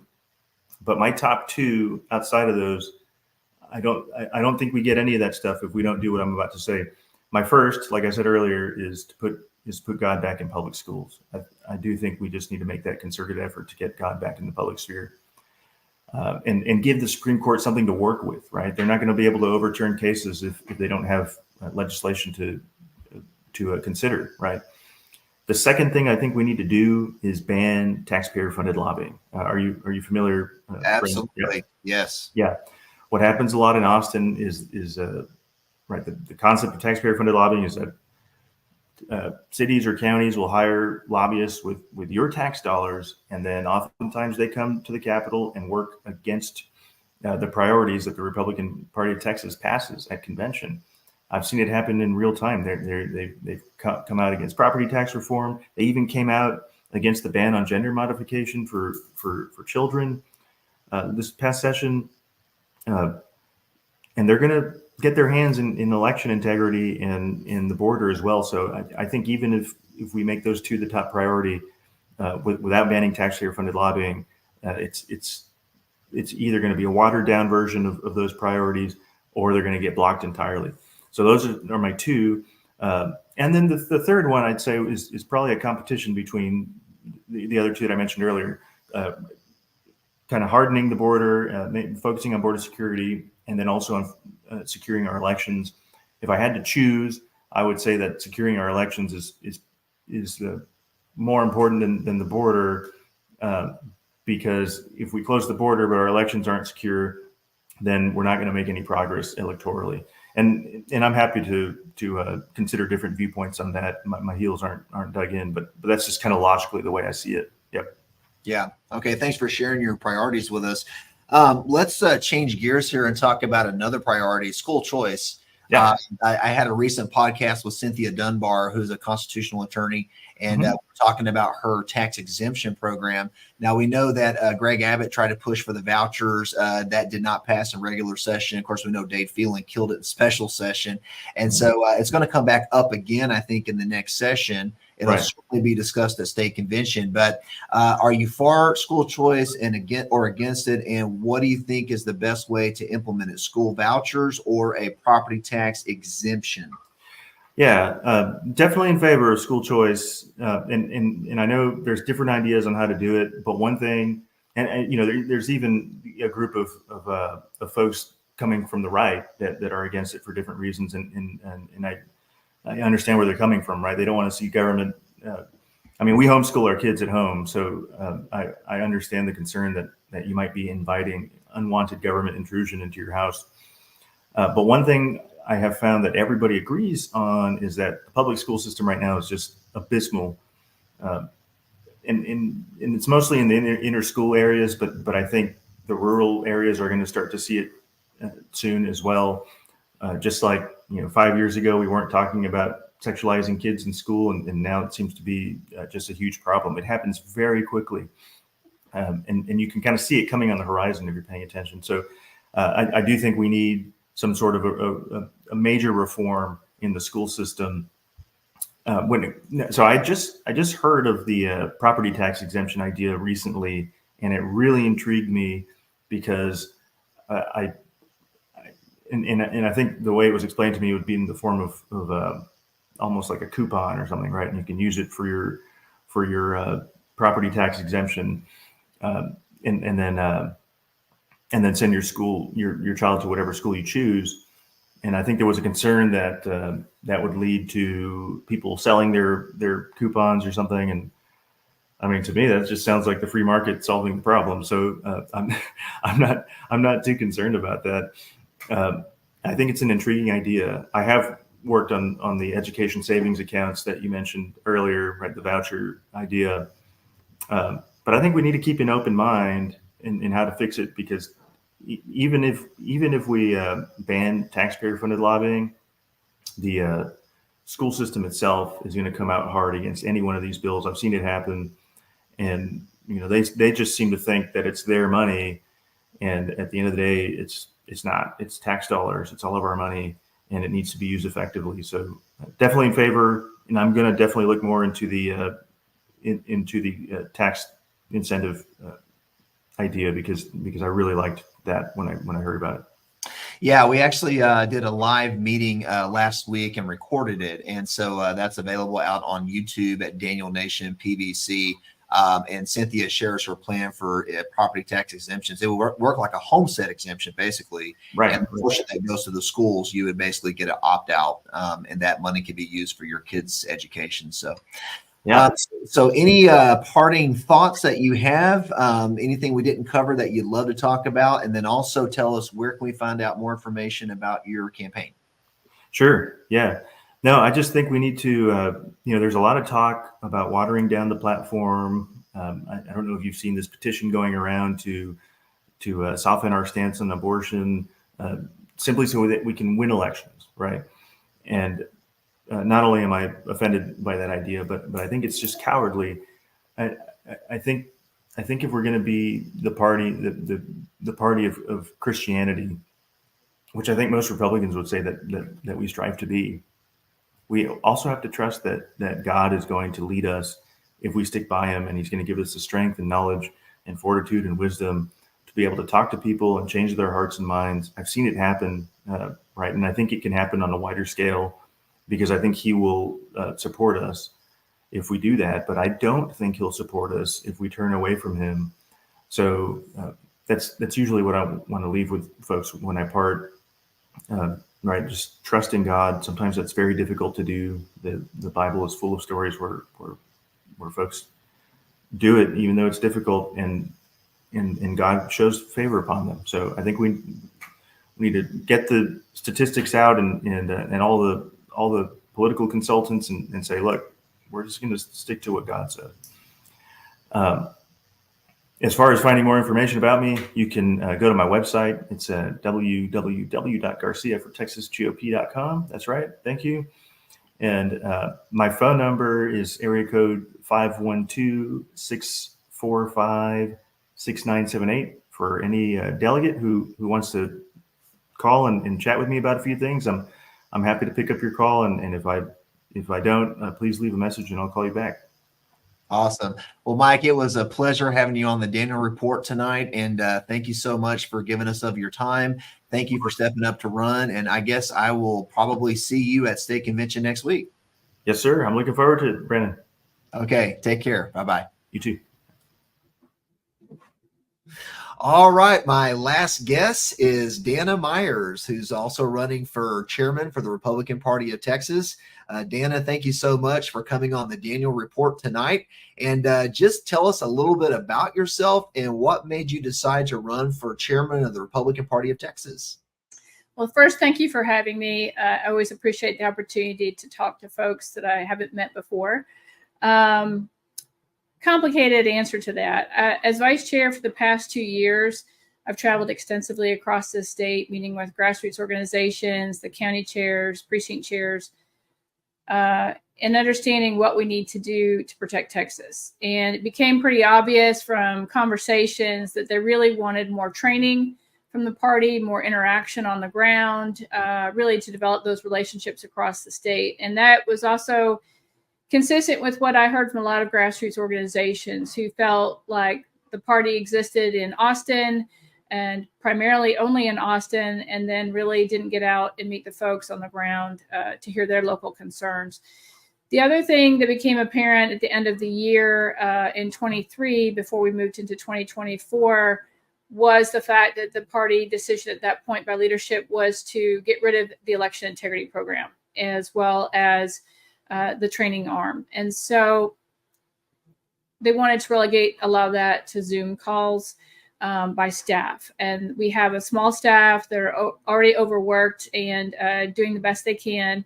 And I was getting a lot of calls over Christmas time from grassroots organizations, activists, donors, and even some of the national foundations, because of my interest in election integrity and work on that were very concerned that Texas would be at play because our TPI, our Texas Partisan Index, is only about 6%, meaning we're only 6% different from the Democrats when you look at the state turnout.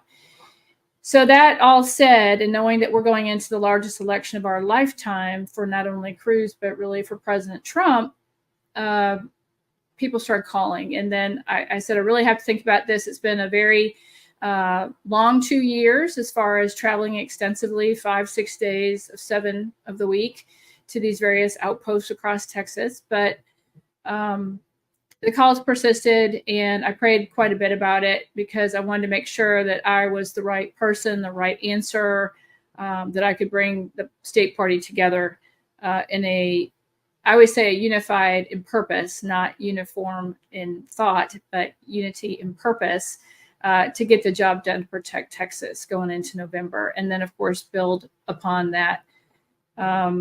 It was also concerning not only not having the election integrity in some of the training programs. Obviously, our fundraising has been very challenged. When I would travel and ask to speak with donors, they would take the meeting with me and say, we really like you. We don't feel comfortable giving to the party right now because we're not sure how our funds are being used, or we just don't feel like their message is the message that resonates with us. That specifically was very loud and clear from our election integrity donors who had donated over $1 million at the beginning of the year for election integrity. And then, of course, they were very dismayed to see that that wasn't continuing as we move into the fall. So that all said, there were a lot of calls, a lot of reasons. But as I said, I really prayed about it because it's not only me that I'm committing to 2 years. Obviously, the state should I prevail, also responds to me, but it's also my family. I do have a family, and it is time away from them as well as my real job, since I'm doing this primarily on the road all the time. So it's been a very big learning curve in some respects as far as how much time it does take to do this job well. But it's been very rewarding. I've been very blessed to meet a lot of people across Texas that truly are inspiring and remind me why I do this. Awesome. Well, thank you so much for sharing about yourself and why you're running for the Republican Party chair. What do you feel like is the number one issue facing Texas right now?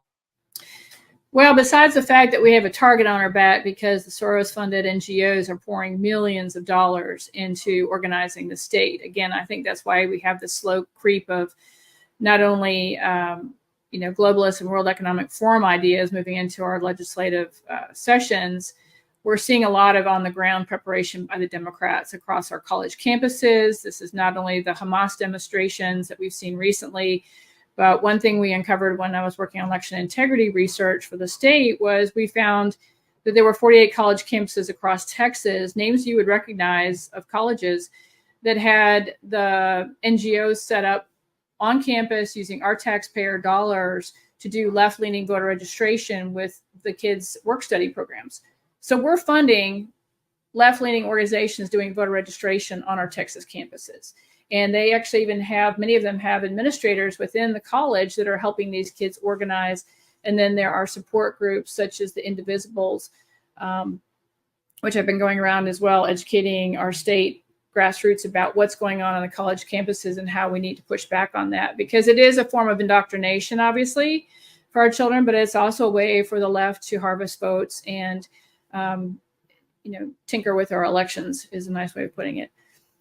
So there's lots of things going on, but I would say that is probably one of the biggest threats is the amount of focus and money that's coming into Texas to try to take our 40 electoral votes and move it to the blue column. And obviously we cannot let that happen.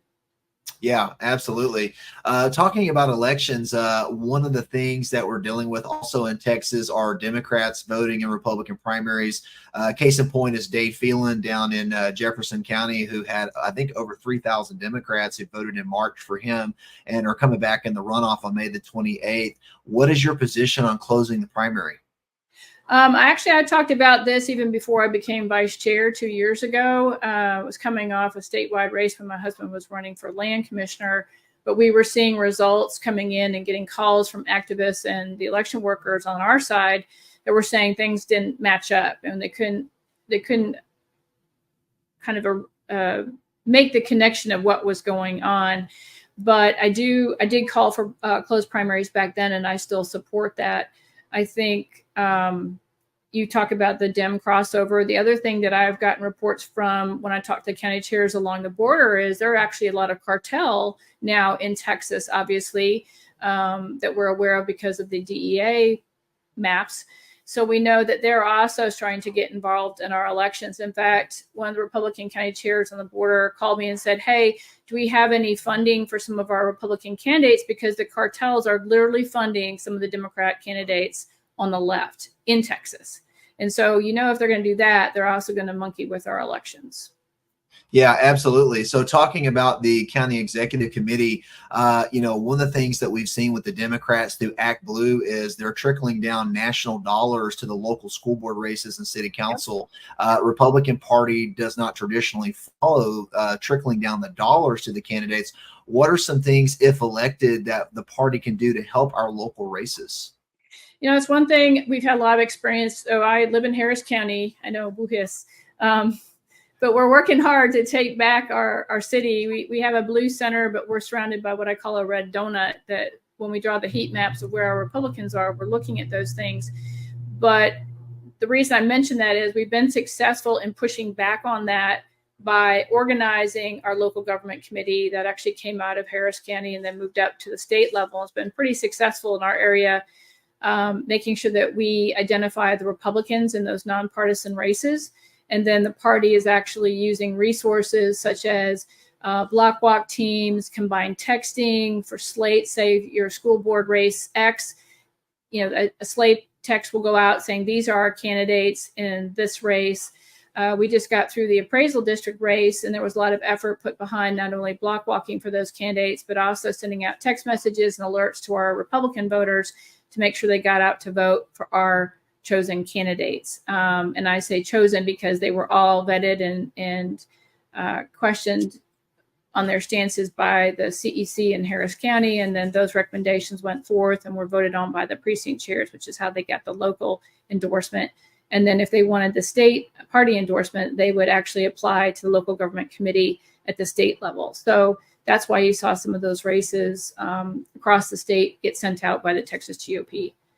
But we do need to help them. I mean, as you know, the left is insidiously coming into our cities and our towns by running people in those low-level races that I think previously the Republicans have really not paid attention to, probably because they're not the shiny object that a lot of people like to run for, the big offices. But that insidious creep is how we start losing our liberties at the local level, and that you have things imposed upon you that you never knew that your local county judge, we have Lena Hidalgo or people like that can go in and do crazy things and shut down the city and just completely unconstitutional. So it is important.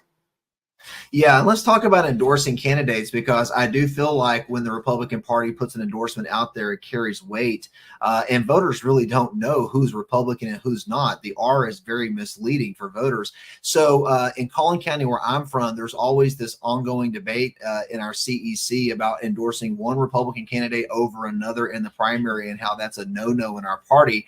But honestly, without that vetting and putting that out there on a slate card for the voters, they don't really know who the strongest Republican is. What is your position on endorsing one Republican candidate over another one? I will say, as the vice chair, not only when I was Harris County vice chair, but as the state vice chair, I have personally not endorsed in races for a multitude of reasons. I think my job is to make sure that all the candidates have the resources and know what they're supposed to do to run.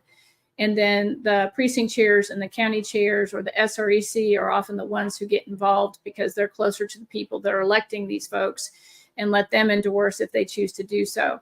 Now, just like we talked about with that local government committee that does the local endorsements, I do think it's important and to make sure the candidates who are running, if they want, most choose, I would say 99% in our area, choose to apply to the committee, put in their paperwork as far as what their thoughts are. They get interviewed. It goes to the precinct chairs, and then the CEC votes.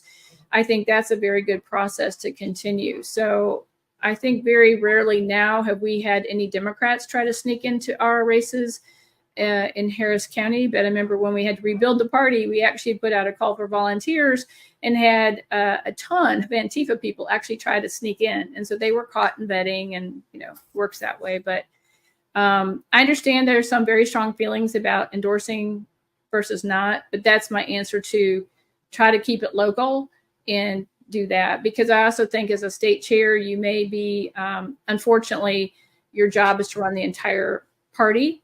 We obviously want conservatives elected, but I also think that may hurt the party more than help it in the long run for the chair and the vice chair specifically.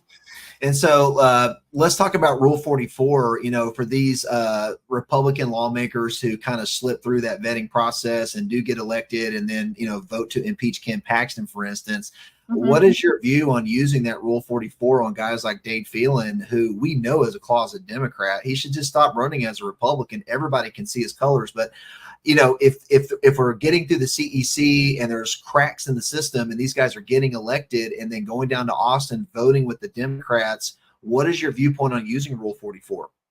Well, I actually support it because we actually had 3 different occasions that we voted to censure. And it's not, as I tell people, it's never done lightly. It should be thoroughly prepared and make sure that it rises to the occasion. But no, we had 3 electeds that we censured this past session. So that's something that I do think should be used. I will say this, and I mentioned it in a forum the other night. I've had a couple grassroots organizations ask me about adding, closing the loopholes on that, where there may be some ambiguity, where even if it's not in your district, if that is a statewide office that affects you, that they may also be able to offer their 3 violations up to the state party, for a possible censure talking about the speakership and things like that.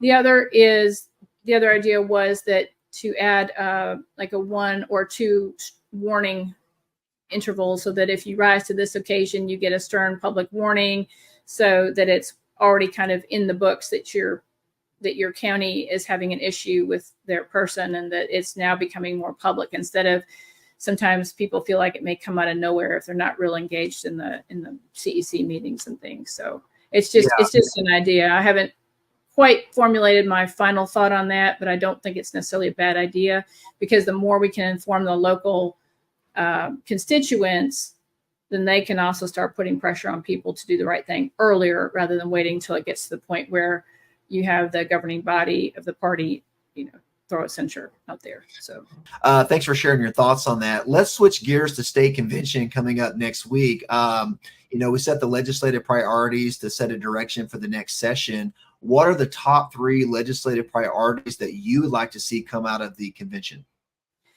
Well, I've told people border security and election integrity tie for number 1, because I do feel like they're 2 sides of the same coin. The open border has created, obviously, with this invasion that's going on, all sorts of problems for us as a state, and obviously as a country as well.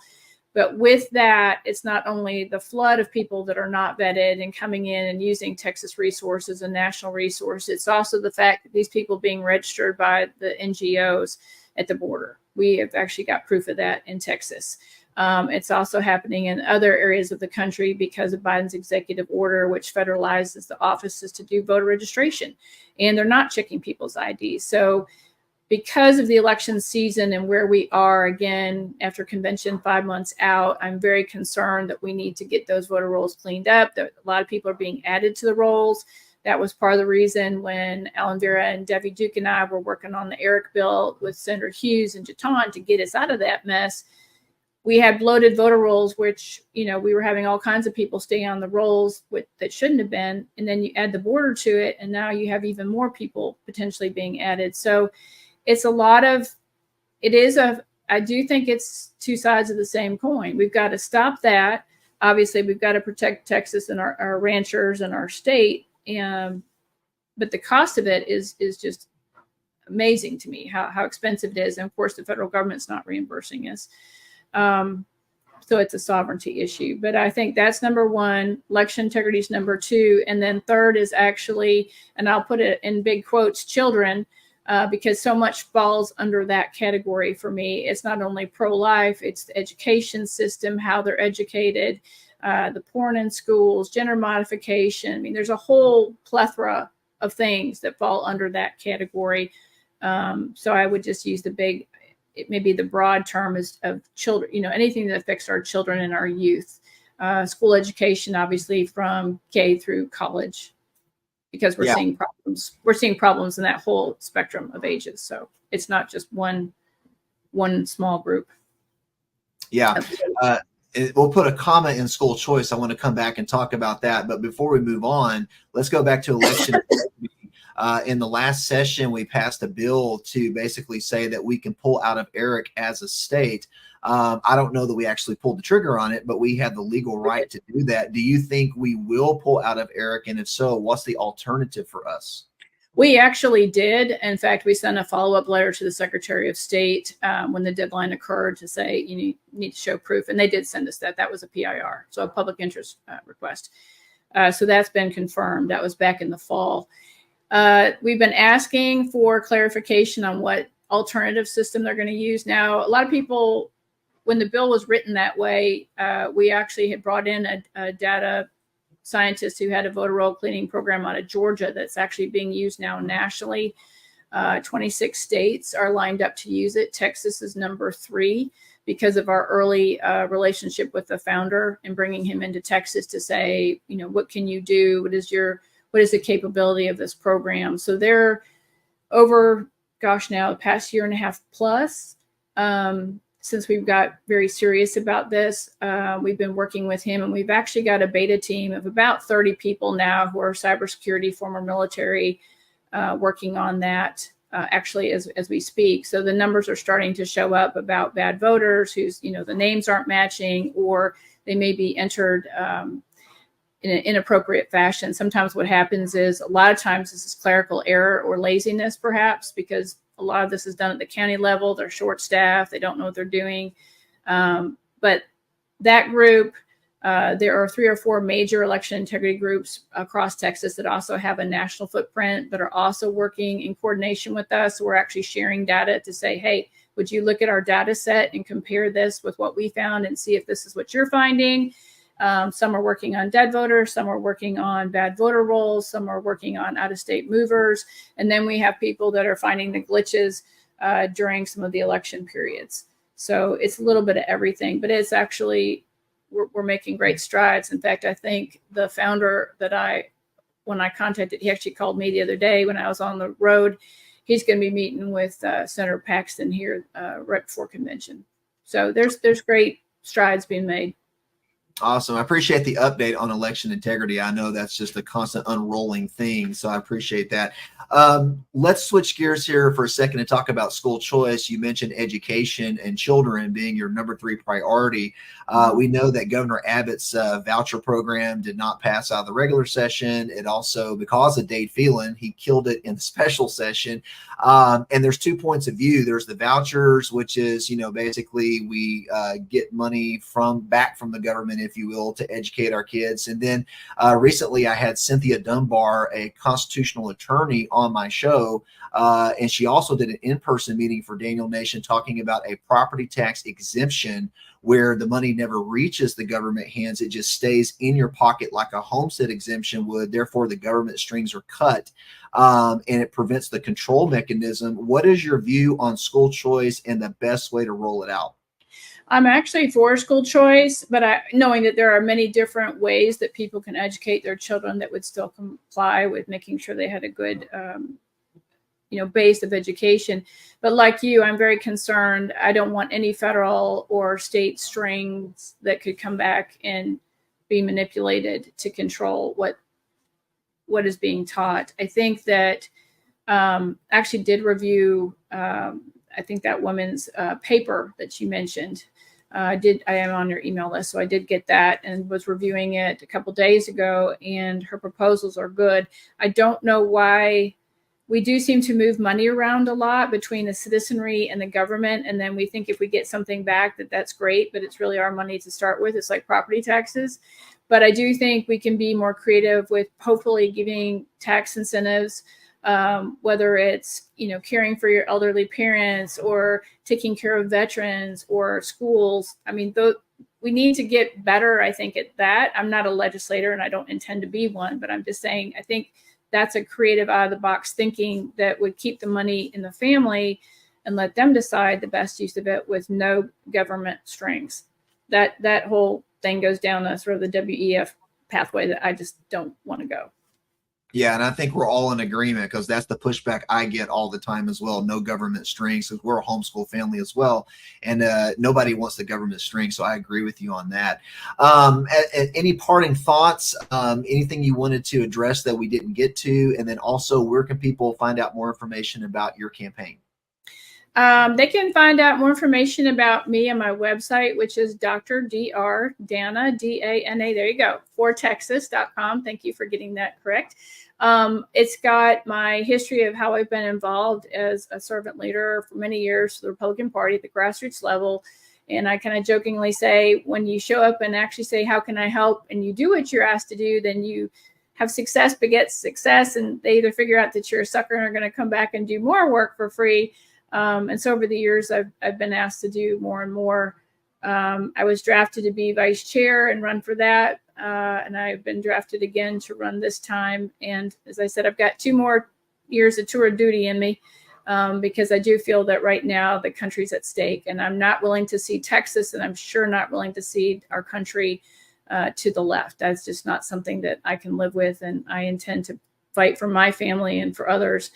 One other thing I guess to address is I am very pro-life. I know I've been getting a lot of questions about that. And just to share, I almost lost my son at 5 months. And it was a very difficult pregnancy. I chose to continue on. And thankfully, he is thriving, doing very well in school and almost ready to graduate college. So never give up on that. And then I would say, as my background as a trauma surgeon, I jokingly say it prepared me for a whole lot of crazy and really chaotic times, which is probably politics. But at the same time, I have always fought to preserve life, and I will continue to do that. So just to clear that up in case there's some misperception. But Thank you for your time. I appreciate it very much. Yeah, Dana, thank you so much for being on the Daniel Report tonight. And I want to thank all the candidates for coming on my show. If you're going to State Convention next week, you can meet these candidates in person. Hope you will watch the video and watch these interviews and get to know them. And Dana, I will see you at State Convention next week. Okay, thanks. Okay, thank you.